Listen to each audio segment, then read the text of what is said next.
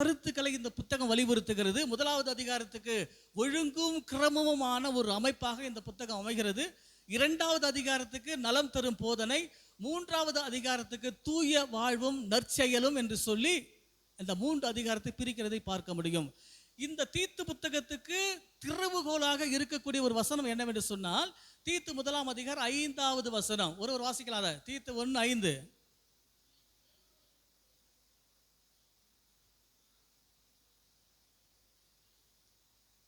நீ குறைவா இருக்கிறவைகளை ஒழுங்குபடுத்தும்படிக்கும் நான் உனக்கு கட்டளையிட்டவைகளை பட்டணங்கள் தோறும் என்ன பண்ணுமா மூப்பரை ஏற்படுத்தும்படிக்கும் உன்னை விட்டுட்டு வந்திருக்கிறேன். முதலாவது நீ கவனிங்க, 46 வசனம் சொல்லிட்டேன், 3 அதிகாரம் சொல்லிட்டேன். திறவு வசனம் 1:5. அடுத்து கவனிங்க, நற்கிரியை என்கிற வார்த்தை 6 இடத்துல இந்த புத்தகத்தில் வருகிறது. முதலாவது அதிகாரம் கடைசி வசனத்தில் வாசித்தீங்கன்னா, நற்கிரியைகளை செய்ய ஆகாதவர்கள் யாரு? ரைட், கிரேத்தா தீவு மக்கள் வந்து நற்கிரியை செய்ய ஆகாதவங்களா இருக்கிறாங்க. ரைட், 2வது அதிகாரத்துக்கு வாங்க. அப்படி 2வது அதிகாரத்துக்கு வந்தீங்கன்னா 7வது வசனம் வாசிக்கலாம். ஒருவர் வேகமாய் வாசிக்கணும் என் கூட சேர்ந்து. 2வது அதிகாரம் 7வது வசனத்துக்குள்ள வந்தீங்கன்னா, நற்கிரியை செய்வதற்கு நீ மாதிரியாயிரு. யாருக்கு சொல்றாரு? தீத்துக்கு சொல்றாரு. எப்பா, அந்த மக்கள் அப்படிதான் இருப்பாங்க, வீணா போனவங்க. அதனால் நீ என்ன பண்ணு, அவங்களுக்கு மாதிரியா நீ முதல்ல இரு. சரி, அதே அதிகாரம் 2வது அதிகாரம் 14வது வசனத்துக்கு வந்து பார்த்தீங்கன்னா, நற்கிரியைகளை செய்வதற்கு நீ அவங்களுக்கு கற்றுக்கொடு நினைக்கிறேன். ஆமா.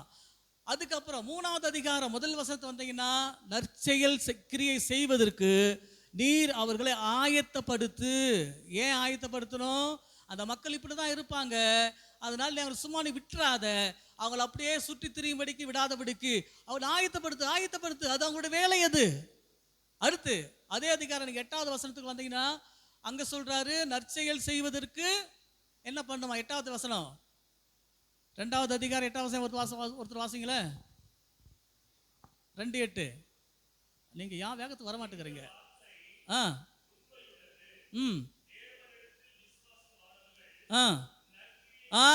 போதும். தேவனிடத்தில் உனக்கு விசுவாசம் இருக்குன்னு சொன்னா நற்கிரியை செய்ய சொல்லுப்பா. தீத்து, இதான் நான் சொல்றேன் உங்ககிட்ட. என்ன செய்யலுமா? அந்த கிரேத்தா மக்களை உருவாக்குவது நோக்கம் என்ன தெரியுமா? எவனாவது விசுவாசியா இருக்கிறானா, நான் கர்த்தரை நம்புறேன் சொல்றானா, நான் விரும்புறேன் சொல்றானா, ஊழியம் செய்ய சொல்றானா, நீ சொல்ல அவனுக்கு நீ தேவனை விசுவாசிப்பது உண்மை என்று சொன்னால் நீ நற்செயலை செய்வதற்கு அவனுக்கு கற்றுக் கொடு. 14 வாசிகள் அதே அதிகாரம் 14. வேகமாய் டக்கு திருப்பலாமே, உங்களுக்கு ஈஸியா தானே இருக்கு. எல்லாம் அழகா கோடு போட்டு வாசிக்கலாம். 3வது அதிகாரம் 14வது வசனம்.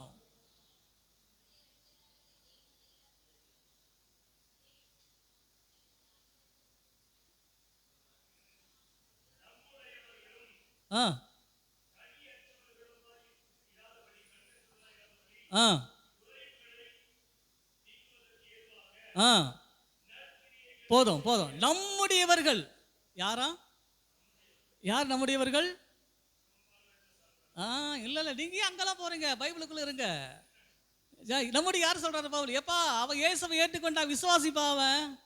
அவன் விசுவாசி இருக்கிறதுனால நம்முடையவர்கள் கனியற்றவர்களா இராதபடிக்கு என்ன பண்ணுமா? குறைவுகளை நீக்கும்படிக்கு நற்கிரியை செய்ய பழக்கிடு, கற்றுக் கொடுத்துடு. சரி, நீங்க இப்ப இந்த 6 விஷயங்கள் அந்த பின்னாடி பேசவும் யாங்கிட்ட பேசணும். சரிங்க, நான் பேசும்போது யாரும் பின்னாடி பேசக்கூடாது.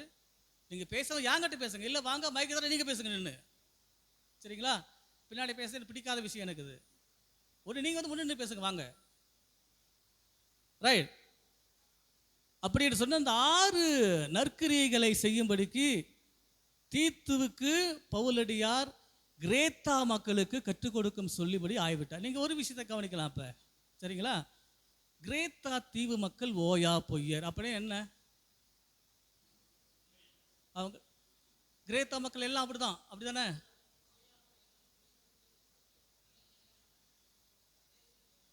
சரி, ரைட்டு. இல்லை, நான் என்ன கேட்குறேன்னா, அப்போ கிரேத்தாவில் யாருமே நல்லவங்க இல்லையா? இல்லையா? இல்லை, கிரேத்தா மக்கள் ஓயா பொய்யர் அப்படின்னு என்ன அர்த்தம்? இப்போ இல்லை, ரைட்டு. ஆனால் அப்படித்தான் நம்ம சொல்லுவோம் இல்லையா?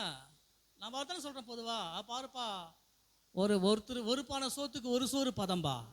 அதனால ஓயா பொய்யர்னா அந்த ஊரில் யாருமே நல்லவன் கிடையாது இல்லையா? அப்படித்தான் யோசிக்கிறோம். ஆனால் அப்படி இல்லை. என்னன்னா, கிரேத்தா தீவிலேயும் விசுவாச பிள்ளைகள் இருக்கிறார்கள். சரிங்களா? கிரேத்தா தீவில் விசுவாச பிள்ளைகள் இருக்கிறார்கள். அப்படிப்பட்ட பிள்ளைகளுக்கு தான் பவுல் எழுதுறாரு தவிர அந்த மக்களுடைய ஒரு இப்ப உலகம் மகிழ்கிறது நம்ம சொல்லி பேசுறோம். இலக்கணத்தில் உலகம் மகிழ்ந்துருக்கு சார், என்ன அர்த்தம்? உலகம் மகிழ்ந்து இல்லையா? உலகத்தில் இருக்கக்கூடிய மக்களாகி நாம் தான் மகிழ்ந்து கொண்டிருக்கிறோம். அதே போல கிரேத்தா தீவர் பொய்யர் என்று சொன்னால், கிரேத்தா தீவில் இருக்கிற எல்லா மக்களும் பொய்யர் கிடையாது. இயேசுவை ஏற்றுக்கொண்டவர்கள், விசுவாச பிள்ளைகள், கத்தருக்காய் வயிறு வாழக்கூடிய பிள்ளைகள் இருக்கிறது. அதான் சொல்றாரு, நம்மவர்கள் கனியற்றவர்களாயிராதபடிக்கு குறைகளை நிறைவாக்கும்படிக்கு நீ நற்செயல் சொல்லு. நம்முடையவர்கள் இயேசு கிறிஸ்துவை ஏற்றுக்கொண்டவர்கள், இயேசுவுக்காய் வாழ வைராக்கியம் கொண்டவர்கள், நம்முடையவர்கள். அவர்கள் கனியற்று இராதபடிக்கு நற்கிரியைகளை செய்ய நீ பழக்கிடு. பக்தியாக இருக்க சொல்லிக் கொடு. ஏன் தெரியுமா? நம்ம முற்காலத்தில் எப்படியோ வாழ்ந்துட்டு இருந்தோம். ஆனால் நம்ம இயேசு கிறிஸ்து மீட்டு கொண்டிருக்கிறார். அவருடைய விலை மதிக்க முடிய ரத்தத்தால் சிந்தி நம்மை மீட்டு கொண்டபடியினாலே, நெறிகெட்டவர்களை வாழ்ந்து நம்மை மீட்டு கொண்டபடியினாலே நீ நற்செயல் செய்வதற்கு நீ பக்தியோடு இரு. கற்றுக்கொள். நீ எல்லாருக்கும் மாதிரியாயிரு. நீ மற்றவங்களுக்கு உதவி செய்வதற்கு முந்திக்கொள். ஆயத்தமாயிரு. எப்பயும் ஆயத்தமாறு. எப்ப சுனாமி வரும் தெரியாது, எப்ப பூகம் வரும் தெரியாது, எப்ப புயல் வரும் தெரியாது, எப்ப இயேசு வருவார் தெரியாது. எனவே நற்செயல் செய்வதற்கு நீ எப்பொழுதும் ஆயத்தமாயிரு. ரொம்ப வேதனையான சொல்லக்கூடிய விஷயம் இதுதான். என்னன்னா, நாம் ஒரு 40 நபர்களை கூட்டி சேர்ப்பதற்கு பிரயாசப்பட்டோம். ஏறக்குறைய இது ஒரு 6 மாத கால திட்டம். இது நாங்கள் ஜனவரி மாதம் பிளான் பண்ணுறோம். என்ன பிளான் பண்ணுறோம்?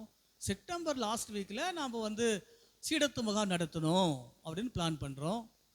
அப்புறம் அதுக்காக ஒரு 3 மாதம் ஒரு 6 மாதம் திட்டமிட ஆரம்பிக்கிறோம்.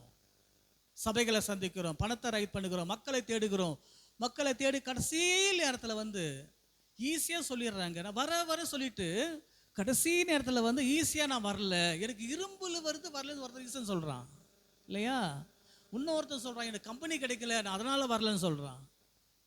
சரி, இதெல்லாம் எனக்கு ரொம்ப ஆச்சரியமாக இருக்கு. ஆனால் அதே நேரத்தில் ஒரு 1000 ரூபாய்க்கு நான் மளிகை பொருள் கொடுக்குறோமா சொன்னால், அன்னைக்கு கம்பெனி தேவைப்படாது, இரும்புல் வராது, எதுவும் நடக்காது, எளிதாய் வந்து விடுவார்கள்.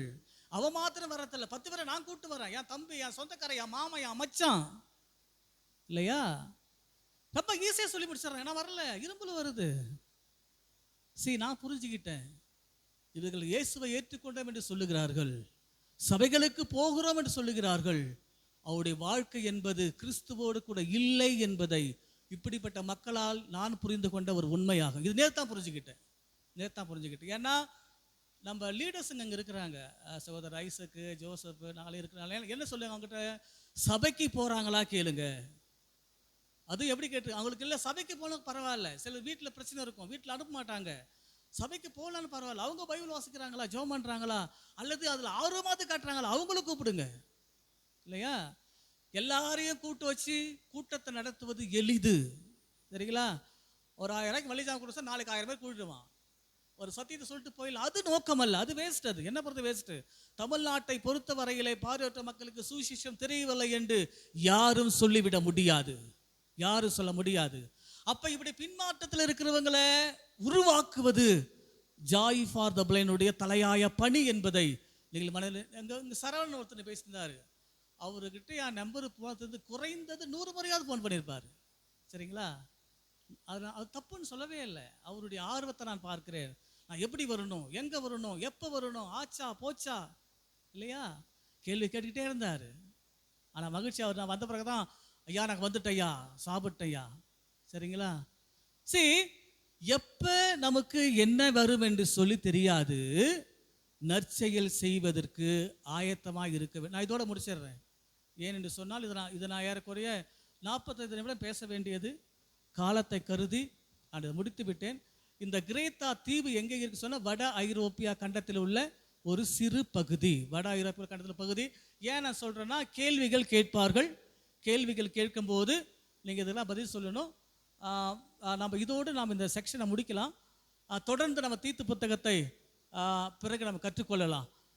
ஆனால் முதல் நாள் நேரம் போயிடுச்சு நமக்கு, அதனால் நம்ம இதோட முடிக்கலாம் அந்த பகுதியை. நீங்கள் 2 விஷயம், ஒரு அந்த கிரேத்தா தீவு மக்களுடைய வாழ்க்கையையும் உங்களுடைய வாழ்க்கையை நீங்கள் ஒரு நிமிடம் யோசித்து பாருங்க. ஒரு நிமிடம் யோசித்து பாருங்க. என்னுடைய வாழ்க்கை, ஆவிக்குரிய வாழ்வு எப்படி இருக்கிறது? நற்கிரியை செய்வதற்கு நான் ஆகாதவனா இருக்கிறேனா, அல்ல மாதிரியாக இருக்கிறேனா, அல்லது கற்றுக்கொள்கிறேனா, அல்லது ஆயத்தமாக இருக்கிறேனா, அல்லது பக்தியோடு இருக்கிறேனா, அல்லது குறைகளை நீக்குகிறவனா இருக்கிறேனா என்று சொல்லி நீங்கள் உங்களை நீங்கள் யோசித்து பாருங்க. நாங்கள் இப்படி பல கேம்பை பார்த்துட்டோம், நீங்கள் என்ன பெருசாக பேச போறீங்க இல்லையா? நாங்கள் பல ஜபங்களுக்கு போயிட்டோம், 24 மணி நேரம், 12 மணி நேர ஜபம். Right right. நற்கிரியைகளை செய்வதற்கு நீங்கள் எப்படி இருக்கிறீர்கள்? இந்த கேள்வியோடு நான் முடிக்கிறேன். ஜெபிக்கலாம். உங்களை நீங்கள் யோசித்து பாருங்க. தொடர்ந்து நாம் இதை பேசிக்கொண்டே இருப்போம். அந்த 3 நாட்களும் தீத்துவை கற்றுக்கொள்ளப் போகிறோம், முழுமையாக கற்றுக்கொள்ளப் போகிறோம், பேச போகிறோம், நீங்கள் பேச போகிறீர்கள், எல்லாம் இணைந்து நான் கற்றுக்கொள்ளப் போகிறோம். கர்த்தர் நம்ம எல்லாருக்கும் அப்படிப்பட்ட கிருபையை தரட்டும். பிதாவே, நான் ஜெபிக்கலாம். பிதாவே, உமக்கு ஸ்தோத்திரம். ஆண்டவரே, நீ தந்த நல்ல நேரத்துக்காக உமக்கு நன்றி. தொடர்ந்து கர்த்தர் எங்களோடு கூட இடைப்பட வேண்டும் என்று சொல்லி நாங்கள் ஜெபம் பண்ணுகிறோம். தொடர்ந்து ஒவ்வொரு நிகழ்ச்சியிலேயும் உங்களுடைய கரம் கூட இருக்கட்டும். நாங்கள் கற்றுக்கொள்ள வைக்கிறவைகள் எங்களை நாங்களே சீர்தூக்கி பார்ப்பதற்கு, நான் மாதிரியாக இருக்கிறேனா, பக்தியோடு இருக்கிறேனா, கற்றுக்கொள்கிறேனா, ஆயத்தமாக இருக்கிறேனா, குறைகளை நீக்குகிறவன இருக்கிறேனா என்று சொல்லி நற்கிரியைகளை செய்வதற்கு நான் முன் வருகிறேன் என்று சொல்லக்கூடிய நிலைக்கு நீர் எங்களை உடைக்கவும், உருவாக்கவும், பண்படுத்தவும், பயன்படுத்தவும் வேண்டும் என்று சொல்லி நாங்கள் ஜெபம் பண்ணுகிறோம். இயேசுவின் நாமத்தில் பிதாவே, ஆமென். கொஞ்ச நேரம்